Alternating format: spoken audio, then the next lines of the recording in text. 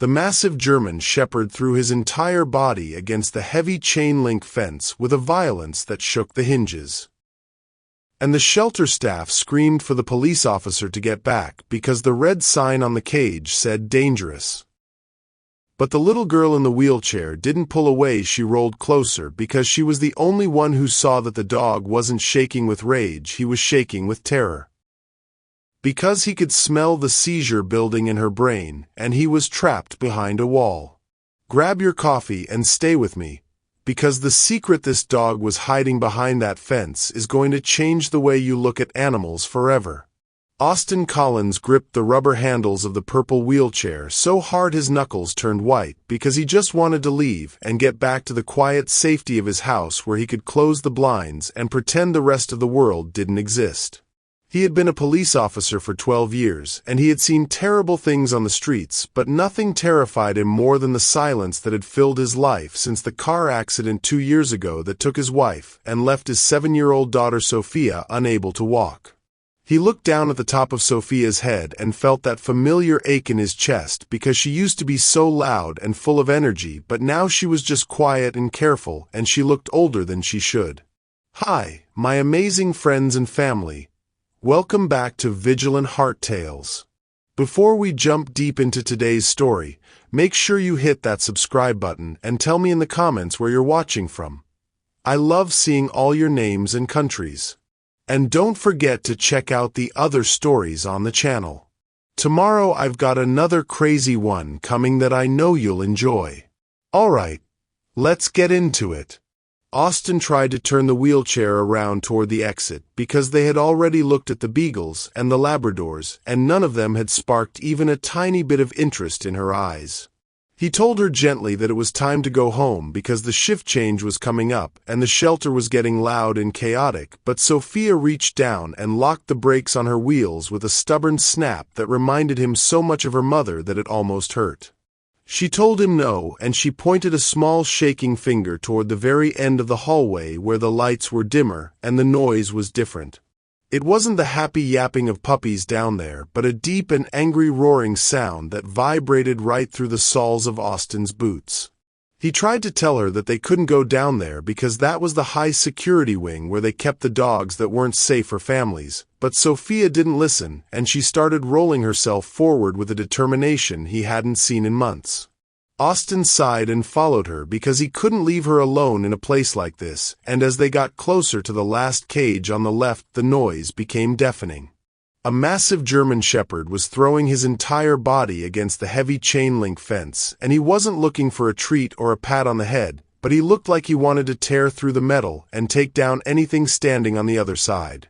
There was a bright red sign zip-tied to the front of the cage that said dangerous in big block letters, and Austin immediately stepped in front of the wheelchair to use his own body as a shield because his instincts were screaming that this animal was a loaded weapon.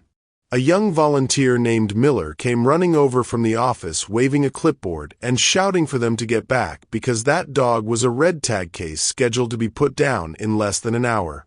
Miller looked terrified and explained that the dog was named Murphy and he had been brought in by animal control after his owner died under a bridge, and ever since then the dog had been trying to attack anyone who came near him, especially men in uniforms.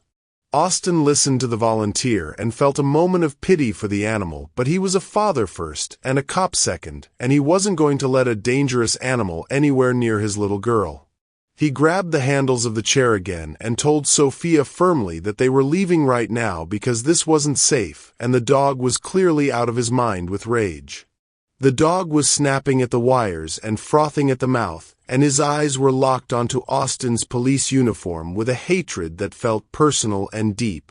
But Sophia didn't let him turn the chair around, and instead she leaned forward and stared right into the face of the snarling animal, and she said something that made Austin freeze in his tracks. She whispered that the dog wasn't angry, and that he was just loud because his head felt loud just like hers did. Austin didn't understand what she meant, but he saw her hand drifting toward the cage, and he shouted for her to stop because he thought she was about to lose her fingers.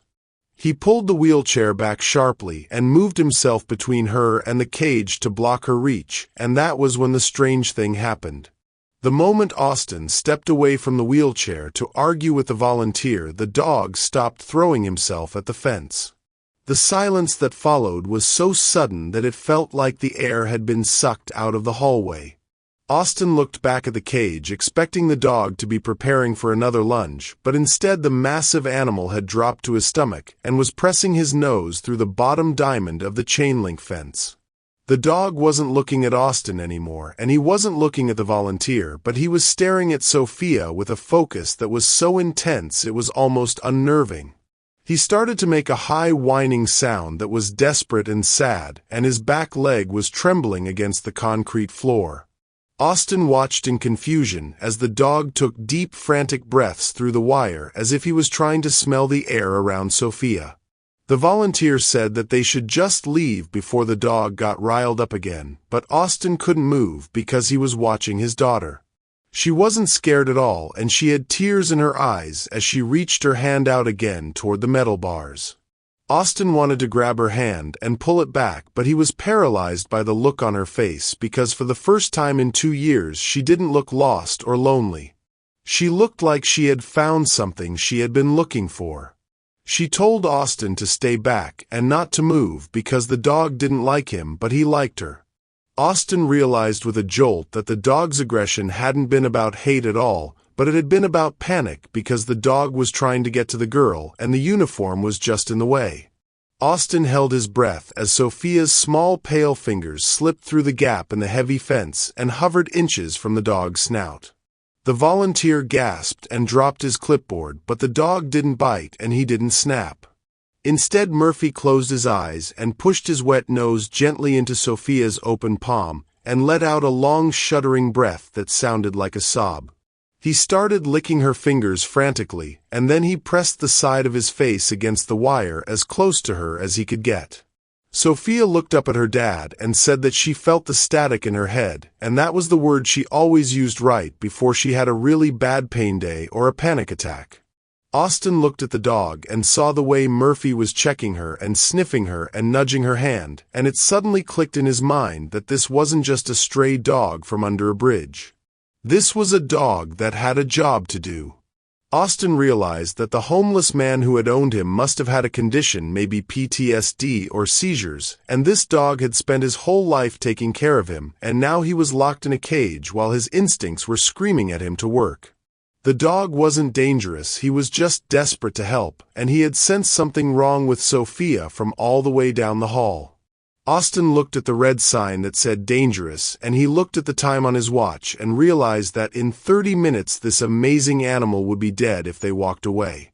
He felt a lump in his throat as he watched the dog try to comfort his daughter through the cold steel bars, and he knew he couldn't leave him there. Austin told the volunteer to go get the paperwork, and when the kid tried to argue about the liability, Austin just cut him off and said he was taking the dog home. It was against every protocol, and it was probably the most reckless thing he had ever done, but as he watched Murphy licking the tears off Sophia's cheeks, Austin knew that this dog was the only one who understood what was broken inside his family. They walked out of the shelter 20 minutes later with Murphy on a thick leather leash, and the dog walked right beside the wheel of Sophia's chair like he had been trained to do it his whole life. He wouldn't let anyone else get close to her, and he kept looking up at her face to check on her. Austin put Sophia in the car and then loaded the big dog into the back, and as he drove home he couldn't shake the feeling that he had just invited a wild card into their fragile lives. He kept checking the rearview mirror and seeing Murphy sitting tall and rigid in the back seat, staring at the back of Sophia's head with unblinking vigilance. It was quiet in the car, but it was a heavy kind of quiet, and Austin wondered if he had made a terrible mistake because he didn't know if the dog would ever trust him. But then he looked over at Sophia in the passenger seat and saw that she had fallen asleep with her hand reaching back toward the seat behind her, and for the first time in a long time her face looked peaceful. They got home, and the house felt different the moment the dog stepped inside because Murphy didn't run around sniffing or looking for toys, but instead he did a sweep of the living room and then immediately laid down at Sophia's feet like a living rug. Austin tried to make dinner, but he couldn't stop watching the dog because he was still waiting for that aggression to come back. He changed out of his uniform into sweatpants, hoping that would help Murphy relax, and it seemed to work a little bit because the dog stopped growling every time Austin moved. But the real test came later that night when they were all in the living room watching television, and the air suddenly felt thick and strange. Austin was in the kitchen washing the dishes when he heard the dog get up and start pacing around the coffee table with quick, urgent steps. It wasn't normal pacing, it was frantic and focused. Murphy went to Sophia and nudged her arm hard with his nose, and then he let out a sharp warning sound that wasn't quite a bark but was definitely an alert. Austin turned around and told the dog to settle down, but Murphy ignored him completely and nudged Sophia again, even harder this time. Sophia laughed and tried to push him away, but then her face changed and she said she felt funny and that her eyes were going fuzzy. Austin dropped the dish towel and started to run toward her, but he was too far away. He watched in horror as Sophia's head snapped back and her body went stiff as a board, and she started to slide out of her wheelchair toward the hard wooden floor. Austin screamed her name and dove across the room, but he knew he wasn't going to make it in time to catch her. But Murphy was already moving. The dog didn't hesitate for a split second, and he launched his heavy body into the air and wedged himself between the falling girl and the floor. Sophia landed on him with a heavy thud, but the dog didn't yelp or move away. He took the full weight of her seizure and curled his body around her head to protect her from the sharp metal leg of the table. Austin hit the floor on his knees beside them, and his hands were shaking so bad he could barely touch her.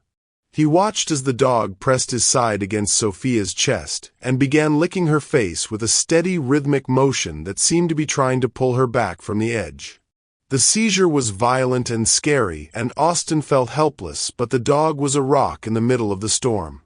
Murphy looked up at Austin with eyes that were full of worry, but also full of a deep, ancient intelligence that said he knew exactly what to do.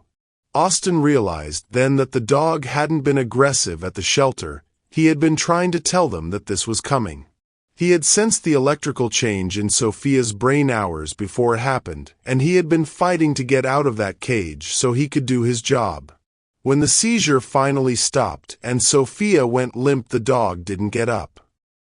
He just laid his head on her chest and let out a long sigh and closed his eyes. Austin reached out and buried his hand in the dog's thick fur and whispered thank you over and over again until his voice broke. He realized that they had gone to the shelter to save a dog, but the dog had been waiting there to save them. The silence after the seizure was the loudest thing Austin had ever heard, because usually he would be panicking and calling for help, but this time he was just sitting on the floor with his hand buried in the thick fur of the dog that was supposed to be a killer. He could hear the sirens getting louder in the distance, and he knew that in a few minutes his house would be full of strangers in uniforms, and he realized with a sudden jolt of fear that Murphy might react bad to them, so he leaned down close to the dog's ear and whispered that everything was going to be okay, and that these people were here to help Sophia. Murphy didn't move his head from Sophia's chest, but he let out a low rumble that vibrated against Austin's hand, and it wasn't a growl of aggression but a sound of acknowledgement, like he was telling Austin that he understood the mission. When the paramedics burst through the front door with their bags and their heavy boots, the energy in the room spiked instantly, and Murphy's head snapped up and his ears pinned back, and for a second Austin thought the dog was going to launch himself at the lead medic. Austin tightened his grip on the dog's collar, but he didn't pull him away because he saw that Murphy wasn't baring his teeth, but was just watching them with an intensity that was terrifyingly focused. The medic stopped dead in his tracks when he saw the massive German shepherd guarding the unconscious girl, and he told Austin firmly to secure the animal immediately before they could approach the patient. Austin looked at the medic, and then he looked at his daughter who was just starting to stir, and he knew that if he dragged Murphy away right now it would cause more panic and might even trigger another episode for Sophia. He looked the medic in the eye and said calmly that the dog was a service animal and he wasn't going anywhere because he was the one keeping her stable. The medic looked like he wanted to argue, but he saw the way the dog was positioned with his body acting as a shield, and he saw the way Sophia's hand was tangled in the dog's fur even while she was half asleep, so he just nodded and moved in slowly to check her vitals. Murphy watched every single move the medic made, and he sniffed the stethoscope, and he watched the light they shined in her eyes, but he didn't interfere because he seemed to know that these men were trying to fix the person he had chosen to protect.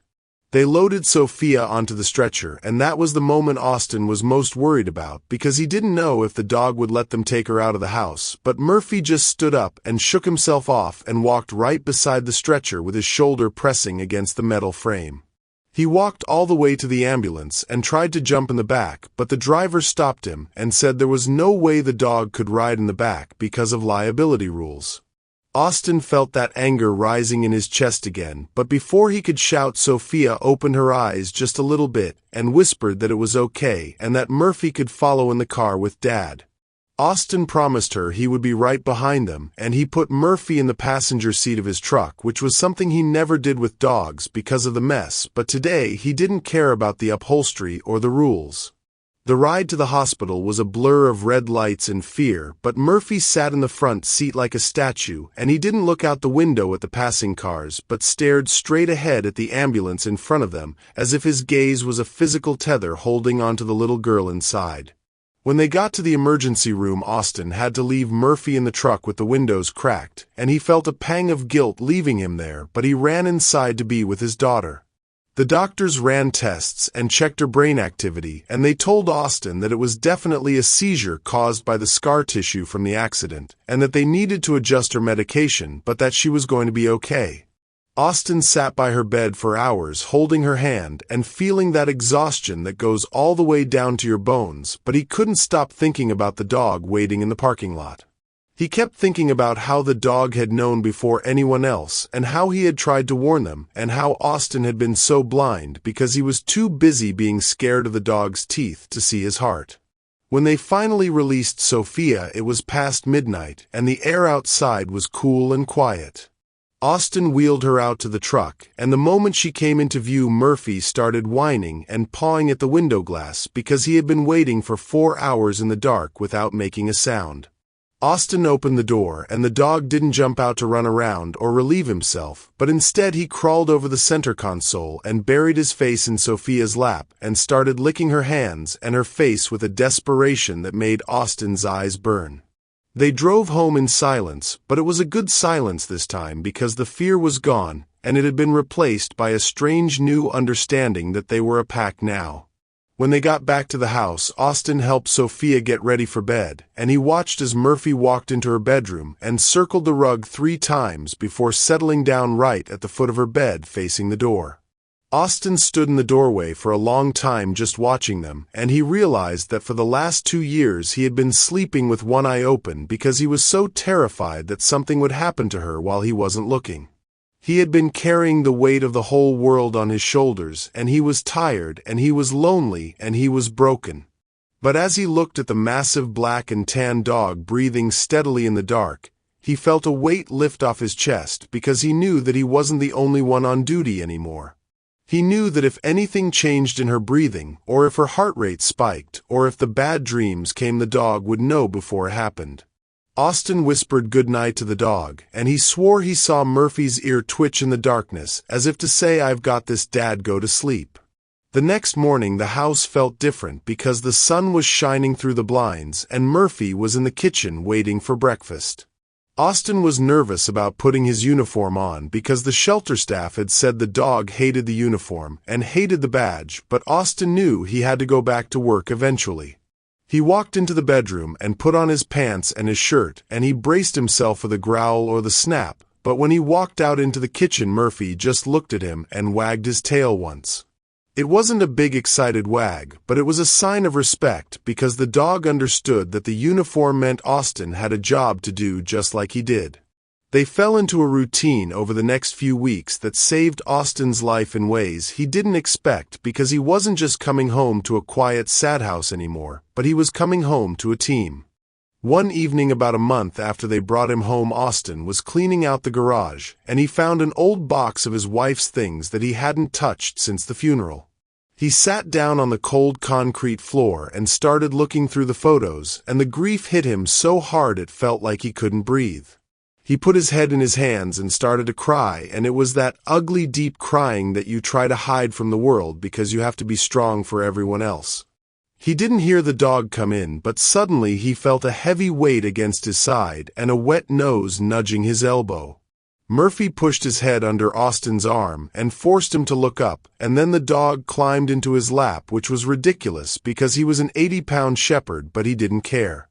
Murphy licked the tears off Austin's face and leaned his entire weight against him, and Austin realized that the dog wasn't just a service animal for Sophia's seizures, but he was a therapy dog for Austin's broken heart. He hugged the dog around the neck and buried his face in the thick fur that smelled like pine needles and dirt, and he whispered thank you to the homeless veteran who had raised this dog and trained him to love so fiercely. He realized that the man under the bridge hadn't been just a homeless guy, but a soldier who had poured all his love and discipline into this animal, and even though he was gone, his legacy was saving Austin's family every single day. The final test came on a stormy night when the thunder was shaking the house, and the power went out, leaving them in total darkness. Sophia used to be terrified of storms because the sound reminded her of the car crash, but that night she didn't call out for her dad. Austin walked to her room with a flashlight, and he saw her sitting up in bed with her hand resting on Murphy's head while the dog sat alert beside her watching the window. She told Austin that she wasn't scared because Murphy wasn't scared, and if Murphy wasn't worried, then she didn't need to be either. Austin turned off the flashlight and stood there in the dark listening to the rain, and he felt a sense of peace that he hadn't felt in years. He realized that everyone at the shelter had seen a monster because they only looked at the teeth, but his daughter had seen a savior because she looked at the soul. They had saved the dog from death row, but really the dog had saved them from a life of fear and loneliness. As Austin walked back to his own room, he touched the dog's head in the dark and felt the solid warmth of him, and he knew that everything was going to be okay because they had found the piece of the puzzle that had been missing all along. The triangle of survival was complete, and it was unbreakable, and for the first time in a long time Austin Collins looked forward to the future because he knew he wasn't walking into it alone. Thank you so much for staying with me until the very end of this story. If you enjoyed this story, I promise you will surely love the next one. It's as crazier and more thrilling as you can ever imagine. So do check it out. Click on the image showing on your screen right now to watch the next one.